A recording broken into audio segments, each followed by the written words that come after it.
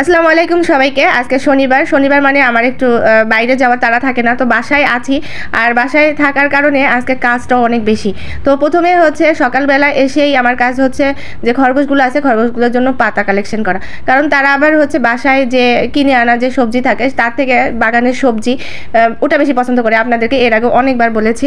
তো সেটা আগে শেষ করে নিয়ে তারপরে পরবর্তী অনেক কাজ থাকে, সেই কাজগুলো শেষ করে তারপর শেষে এসেছি ইফতার বানাতে। আর ইফতারের আয়োজন বলতে আমি জানি না কে কবে কখন এই খাওয়া দাওয়ার আয়োজন করেছিল, যেটা কখনোই স্বাস্থ্যসম্মত না।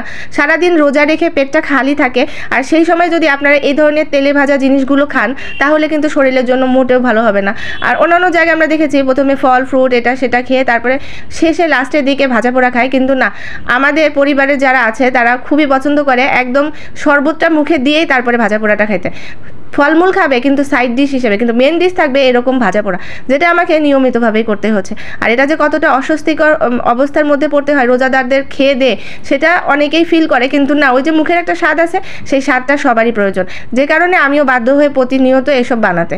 তো আমার কাছে যখনই মনে হয় যে এমন কোনো সুযোগ থাকে যদি যে এইসব ভাজা পোড়া আজকে করা না লাগে, তাহলে আমি সেটাকে বেশি প্রেফার করি। সেই দিন হয়তো বা ভাত বা চিড়া এইসব জিনিসকে আমি রাখবো ইনশাল্লাহ, কিন্তু সেই সুযোগটা এখন পর্যন্ত ঠিকমতো পাচ্ছি না।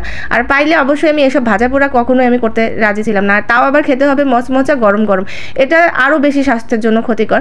তো যাই হোক, পরিবারের মানুষের ডিমান্ড বলে কথা, আর ডিমান্ড তো পূরণ করতেই হয়, কারণ তাদের প্রায়োরিটিটাই আগে, যেহেতু পরিবারের সদস্যদেরকে তাদের পছন্দ মতো খাবার সার্ভ করা আমার দায়িত্ব। আবার অনেকেই আছেন যে বলে মুখে যে আমি খাবো না এইসব তেলের জিনিস শরীরের জন্য ভালো না, কিন্তু সামনে আসলে না করতে পারে না। মানে এইটা এমনই একটা লোভনীয় জিনিস। তবে সবসময় চেষ্টা করবেন এসব খাবারগুলোকে এড়িয়ে চলতে, কারণ আপনি সেই সেহরির সময় একটু ভাত খান আর তারপরে গিয়ে যদি একদমই খালি পেটে এসব খান তা এটা শরীরের জন্য কখনোই ভালো হয় না, স্বাস্থ্যের জন্য তো আরোই নয়। তো আমি আপনাদেরকে একটা জিনিস বানিয়ে দেখাচ্ছি, সেটা হচ্ছে বুটের বা ছোলার বিরিয়ানি, যেটা আমার দাদার খুব পছন্দ ছিল। আগে আমরা দেখতাম যে আমার দাদা মুড়ি থেকে এই জিনিসটা দিয়ে মানে পেঁয়াজু বেগনি এসব খেতে পছন্দ করতো। আর আরও তাদের জীবনটা কষ্টে ছিল যে আমার যে মা বা চাচি তাদেরকে দেখতাম তারা সেহরির সময় উঠে গরম গরম তরকারি ভাত রান্না করে আমাদের পরিবারের মানুষকে সার্ভ করতো। সকালে তারা সকালবেলা উঠে কাজ করতো, তারপরে এই রোজা রমজানের দিন সারাদিন রোজা রেখে আবার সেহরির সময় মাঝরাতে উঠেও গরম গরম রান্না করে সার্ভ করতো।